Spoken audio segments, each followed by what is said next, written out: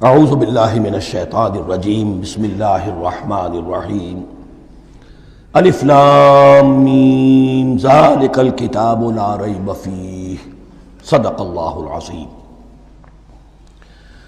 الف لام میم حروف مقطعات ہیں جن کے بارے میں عرض کر چکا ہوں۔ ذالک الکتاب لا ریب فیہ، یہ وہ کتاب ہے اس میں کوئی شک نہیں۔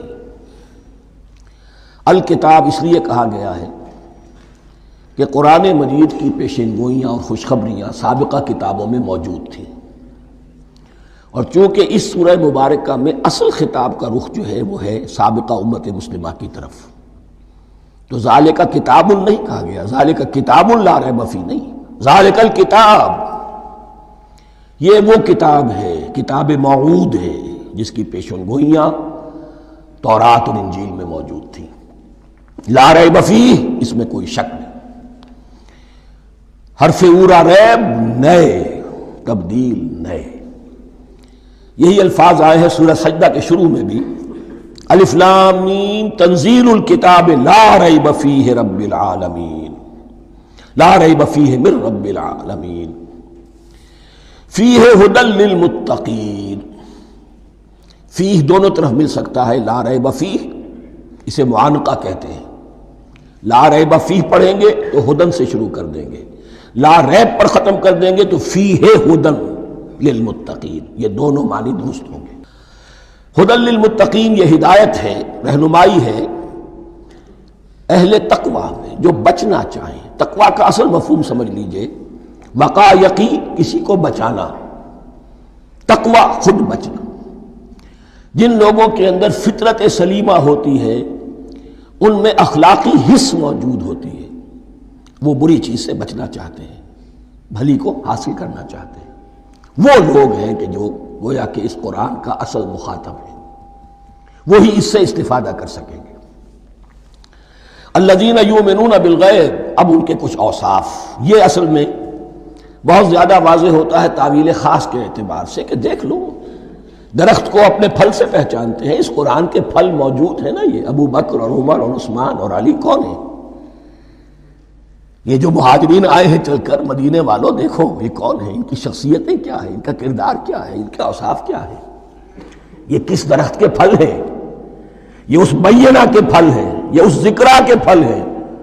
بینہ رسول من اللہ یتلو صحفا مطہرۃ فیہا کتب قیمہ، یہ اس شجرہ مبارکہ کے پھل ہیں، دیکھ لو ان کے کیا شب و روز ہے۔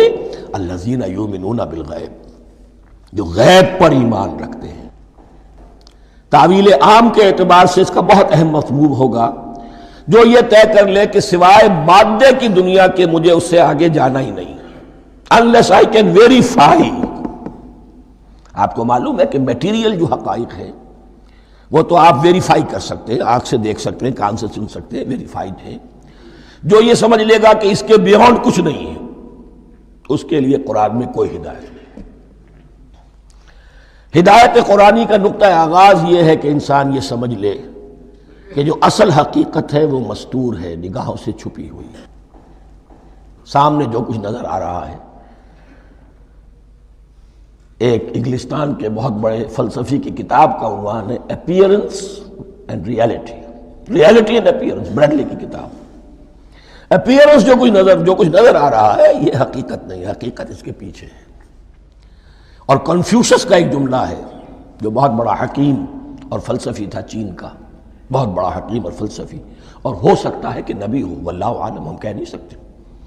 اس کی تعلیم بڑی اخلاقی تعلیم ہے، اور اس کا جملہ سنیے، یہ یؤمنون بالغیب کی اس سے زیادہ صحیح تشریح ممکن نہیں۔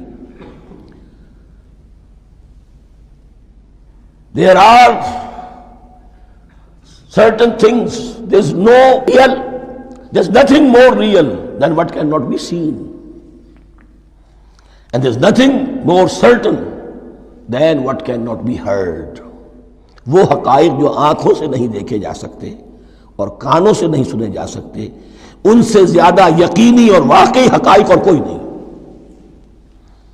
There is nothing more real than what cannot be seen, and there is nothing more certain than what cannot be heard۔